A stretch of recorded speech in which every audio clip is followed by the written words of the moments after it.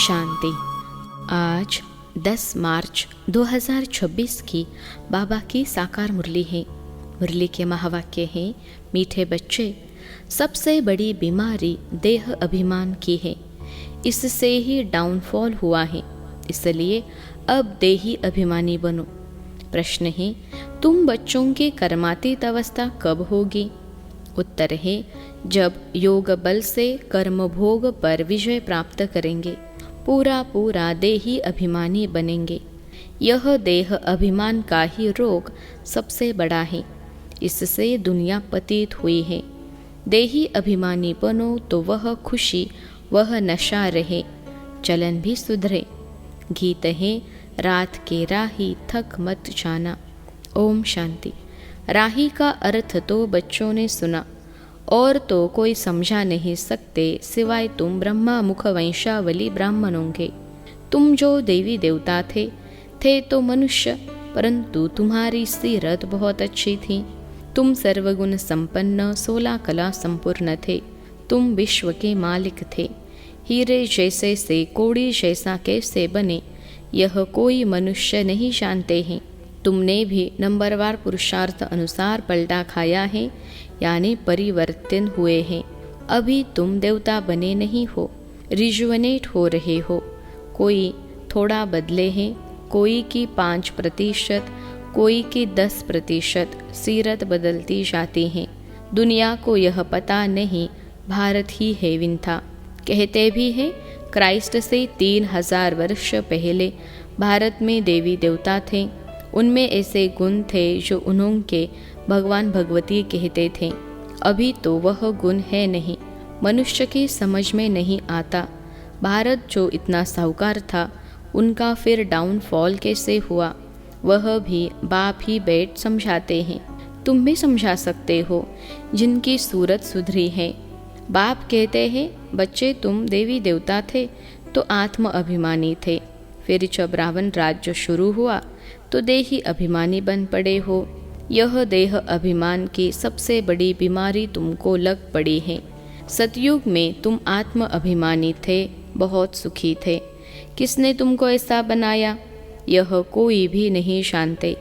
बाप बैठ समझाते हैं, तुम्हारा डाउनफॉल क्यों हुआ, अपने धर्म को भूल गए हो।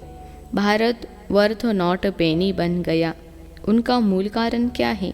देह अभिमान। यह भी ड्रामा बना हुआ है।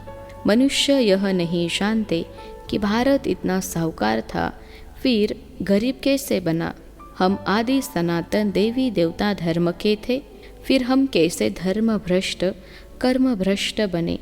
बाप समझाते हैं, रावण राज्य होने से तुम देही अभिमानी बने तो तुम्हारा यह हाल होने लगा। सीढ़ी भी दिखाई है, कैसे डाउनफॉल हुआ। वर्थ नॉट पेनी का भी मुख्य कारण देह अभिमान है। यह भी बाप बैठ समझाते हैं। शास्त्रों में कल्प की आयु लाखों वर्ष लगा दी है। आजकल समझदार है क्रिश्चियन लोग, वह भी कहते हैं क्राइस्ट से 3000 वर्ष पहले पैराडाइज था। भारतवासी यह समझ नहीं सकते कि प्राचीन भारत ही था, जिसको स्वर्ग हेवन कहा जाता है। आजकल तो भारत की फुल हिस्ट्री ज्योग्राफी को जानते ही नहीं हैं। थोड़े बच्चों में थोड़ा ज्ञान है तो देह अभिमान आ जाता है। समझते हैं हमारे जैसा कोई है नहीं। बाप समझाते हैं, भारत की ऐसी दुर्दशा क्यों हुई। बापू गांधी भी कहते थे, पतित पावन आओ, आकर राम राज्य स्थापन करो। आत्मा को जरूर कभी बाप से सुख मिला है तो पतित पावन को याद करते हैं। बाप समझाते हैं, हमारे बच्चे जो शूद्र से बदल ब्राह्मण बनते हैं, वह भी पूरा देही अभिमानी नहीं बनते हैं। घड़ी घड़ी देह अभिमान में आ जाते हैं। यह है सबसे पुराना रोग, जिससे यह हाल हुआ है। देही अभिमानी बनने में बड़ी मेहनत है। जितना देही अभिमानी बनेंगे, उतना बाप को याद करेंगे, फिर अथाह खुशी रहनी चाहिए। गाया जाता है, परवाह थी पार ब्रह्म में रहने वाले परमेश्वर की, वह मिल गया, उससे 21 जन्म का वर्षा मिलता है। बाकी क्या चाहिए? तुम सिर्फ देही अभिमानी बनो, मामेकम याद करो। भल गृहस्थ व्यवहार में रहो। सारी दुनिया देह अभिमान में है। भारत जो इतना ऊंच था उसका डाउनफॉल हुआ है। हिस्ट्री ज्योग्राफी क्या है यह कोई बता न सके। यह बातें कोई भी शास्त्रों में नहीं है। देवताएं आत्म अभिमानी थे, जानते थे एक देह को छोड़ दूसरी लेनी है। परमात्मा अभिमानी नहीं थे। तुम जितना बाप को याद करेंगे, देही अभिमानी रहेंगे, उतना बहुत मीठा बनेंगे। देह अभिमान में आने से ही लड़ना झगड़ना बंदरपना आ जाता है। यह बाप समझाते हैं, यह बाबा भी समझ रहे हैं। बच्चे देह अभिमान में आकर भारत को भूल जाते हैं। अच्छे अच्छे बच्चे देह अभिमान में रहते हैं, देही अभिमानी बनते ही नहीं हैं। तुम कोई को भी यह बेहद की हिस्ट्री ज्योग्राफी समझा सकते हो। बरोबर सूर्यवंशी चंद्रवंशी राजधानी थी। ड्रामा का किसको भी पता नहीं है। भारत जो इतना गिरा, डाउनफॉल की जड़ है देह अभिमान। बच्चों में भी देह अभिमान आ जाता है। यह नहीं समझते कि हमको डायरेक्शन कौन देते हैं। हमेशा समझो शिव बाबा कहते हैं। शिव बाबा को याद न करने से ही देह अभिमान में आ जाते हैं। सारी दुनिया देह अभिमानी बन गई है। तब बाप कहते हैं मामेकम याद करो, अपने को आत्मा समझो। आत्मा इस देह द्वारा सुनती है, पाठ बजाती है। बाप कितना अच्छी रीति समझाते हैं। भल भाषण तो बहुत अच्छा कर लेते हैं, परंतु चलन भी तो अच्छी चाहिए ना। देह अभिमान होने कारण फेल हो जाते हैं। वह खुशी व नशा नहीं रहता है। फिर बड़े विकर्म भी उनसे होते हैं, जिस कारण बड़े दंड के भागी बन पड़ते हैं। देह अभिमानी बनने से बहुत नुकसान पाते हैं, बहुत सज़ा खानी पड़ती है। बाप कहते हैं यह गॉडली वर्ल्ड गवर्नमेंट है ना। मुझे गॉड की गवर्नमेंट का राइट हैंड है धर्मराज। तुम अच्छे कर्म करते हो तो उनका फल अच्छा मिलता है, बुरे कर्म करते हो तो उसकी सज़ा खाते हो। सब गर्भ जेल में भी सजाएं खाते हैं, उस पर भी एक कहानी है। यह सब बातें इस समय की हैं। महिमा एक बाप की है, दूसरे कोई की महिमा है नहीं। इसलिए लिखा जाता है त्रिमूर्ति शिव जयंती वर्थ डायमंड, बाकी सब है वर्थ कौड़ी। सिवाय शिव बाबा के पावन कोई बना न सके। पावन बनते हैं फिर रावण पतित बनाते हैं, जिस कारण देह अभिमानी बन पड़े हैं। अब तुम देही अभिमानी बनते हो। यह देही अभिमानी अवस्था 21 जन्म चलती है तो बलिहारी एक की गाई जाती है। भारत को स्वर्ग बनाने वाला शिव बाबा है। यह किसको पता नहीं है कि शिव बाबा कब आया। उनकी हिस्ट्री तो पहले पहले चाहिए। शिव कहा ही जाता है परम पिता परमात्मा को। तुम जानते हो देह अभिमान के कारण डाउनफॉल होता है। ऐसा हो तब तो बाप आए राइज करने। राइज और फॉल, दिन और रात, ज्ञान सूर्य प्रगटा, अज्ञान अंधेर विनाश। सबसे जास्ती अज्ञान है यह देह अभिमान। आत्मा का तो किसको पता नहीं। आत्मा सो परमात्मा कह देते हैं तो कितने पाप आत्मा हो गए हैं, इसलिए डाउनफॉल हुआ है। 84 जन्म लिए हैं, सीढ़ी नीचे उतरते आए हैं। यह खेल बना हुआ है। यह वर्ल्ड की हिस्ट्री ज्योग्राफी तुम बच्चे जानते हो और कोई नहीं जानते। विश्व का डाउनफॉल कैसे हुआ वे तो समझते हैं कि साइंस से बहुत तरक्की हुई है। यह नहीं समझते कि दुनिया और ही पतित नरक बन गई है। देह अभिमान बहुत है। बाप कहते हैं अभी तुमको देही अभिमानी बनना है। अच्छे अच्छे महारथी ढेर हैं, ज्ञान बड़ा अच्छा सुनाते हैं, परंतु देह अभिमान पूरा हटा नहीं है। देह अभिमान के कारण कोई में क्रोध का अंश, कोई में मोह का अंश, कुछ न कुछ है।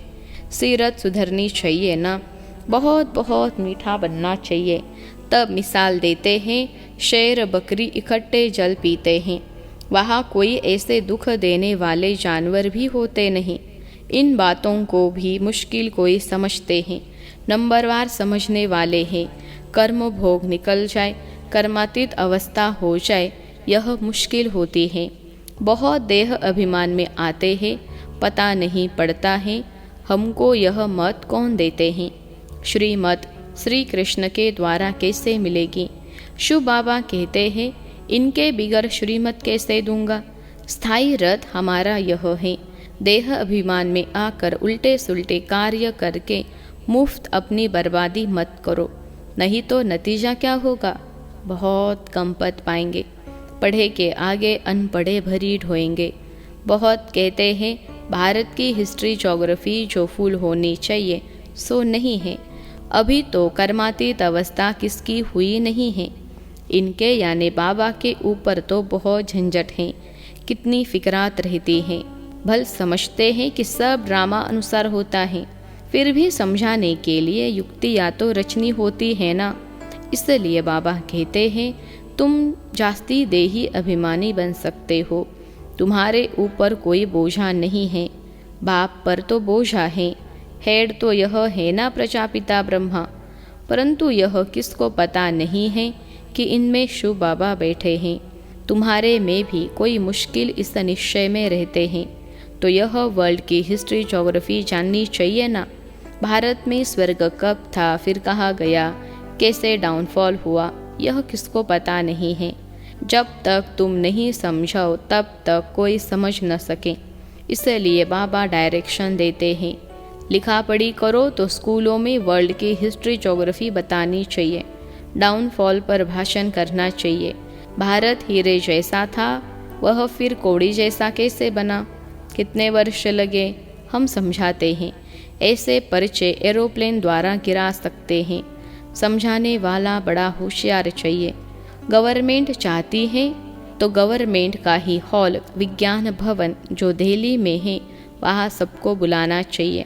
अखबार में भी डाला जाए, कार्ड भी सबको भेज दें।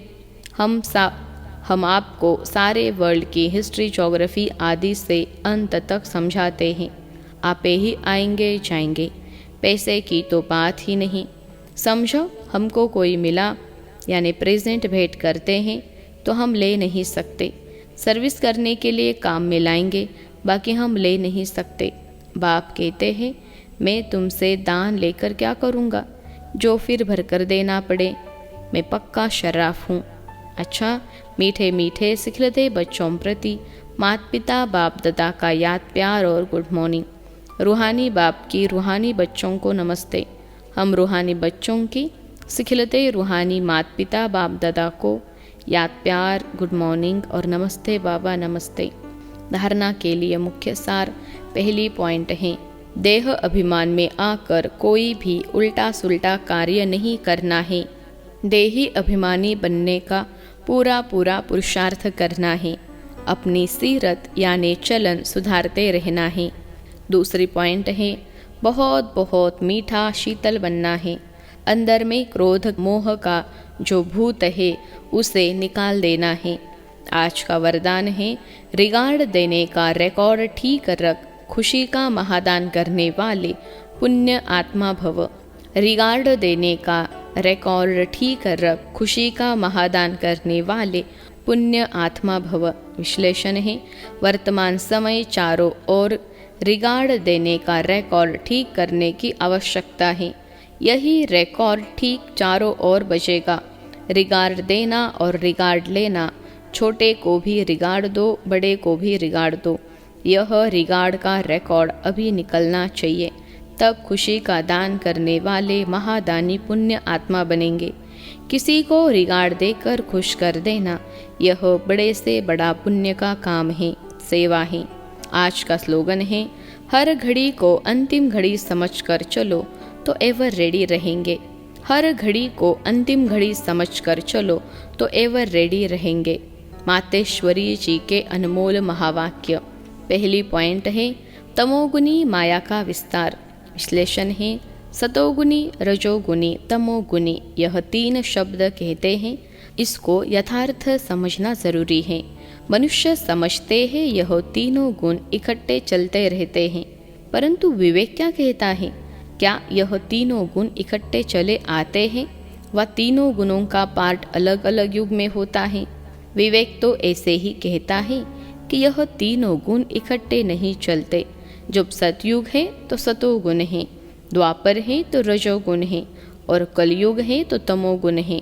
जब सतो है तो तमो रजो नहीं, जब रजो है तो फिर सतोगुण नहीं है। यह मनुष्य तो ऐसे ही समझकर बैठे हैं कि यह तीनों गुण इकट्ठे चलते आते हैं। यह बात कहना सरासर भूल है। वो समझते हैं जब मनुष्य सच बोलते हैं, पाप कर्म नहीं करते हैं, तो वो तो सतोगुणी होते हैं। परंतु विवेक कहता है जब हम कहते हैं सतोगुण, तो इस सतोगुण का मतलब है संपूर्ण सुख, गोया सारी सृष्टि सतोगुणी है। बाकी ऐसे नहीं कहेंगे जो सच बोलता है वो सतोगुणी है और जो झूठ बोलता है वो कलयुगी तमोगुणी है। ऐसे ही दुनिया चलती आती है। अब जब हम सतयुग कहते हैं तो इसका मतलब है सारी सृष्टि पर सतोगुण प्रधान चाहिए। हाँ, कोई समय ऐसा सतयुग था जहाँ सारा संसार सतोगुणी था। अब वो सतयुग नहीं है, अभी तो है कलयुग। दुनिया गोया सारी सृष्टि पर तमो प्रधान का राज्य है। इस तमोगुणी समय पर फिर सतोगुण कहाँ से आया? अब है घोर अंधियारा, जिसको ब्रह्मा की रात कहते हैं। ब्रह्मा का दिन है सतयुग और ब्रह्मा की रात है कलयुग, तो हम दोनों को मिला नहीं सकते। दूसरी पॉइंट है, कलयुगी असार संसार से सतयुगी सार वाली दुनिया में ले चलना एक परमात्मा का ही काम है। विश्लेषण है, इस कलयुगी संसार को असार संसार क्यों कहते हैं? क्योंकि इस दुनिया में कोई सार नहीं है, माना कोई भी वस्तु में वो ताकत नहीं रही, अर्थात सुख शांति पवित्रता नहीं है जो इस सृष्टि पर कोई समय सुख शांति पवित्रता थी। अब वो ताकत नहीं है क्योंकि इस सृष्टि में 5 भूतों की प्रवेशता है। इसलिए ही इस सृष्टि को भय का सागर अथवा कर्म बंधन का सागर कहते हैं। इसलिए ही मनुष्य दुखी हो परमात्मा को पुकार रहे हैं, परमात्मा हमको भव सागर से पार करो। इससे सिद्ध है कि जरूर कोई अभय अर्थात निर्भयता का भी संसार है जिसमें चलना चाहते हैं। इसलिए इस संसार को पाप का सागर कहते हैं, जिससे पार कर पुण्य आत्मा वाली दुनिया में चलना चाहते हैं। तो दुनियाएं दो हैं, एक सतयुगी सार वाली दुनिया, दूसरे है कलयुगी असार की दुनिया। दोनों दुनियाएं इस सृष्टि पर होती हैं। अभी परमात्मा वह सार वाली दुनिया स्थापन कर रहे हैं। अच्छा, ओम शांति। अव्यक्त इशारे निश्चय के फाउंडेशन को मजबूत कर सदा निर्भय और निश्चिंत रहो। जैसे ज्ञान के सब्जेक्ट है वैसे सेवा की भी सब्जेक्ट हैं। जो इसमें फेथफुल निश्चय बुद्धि है वही नंबर आगे जा सकता है। सुबह से रात तक अपना फिक्स प्रोग्राम डेली डायरी बनाओ, क्योंकि जिम्मेवार आत्माएं हो, रिवाजी आत्माएं नहीं, विश्व कल्याणकारी आत्माएं हो। तो जो जितना बड़ा आदमी होता है उसकी दिनचर्या सेट होती है। अच्छा, ओम शांति।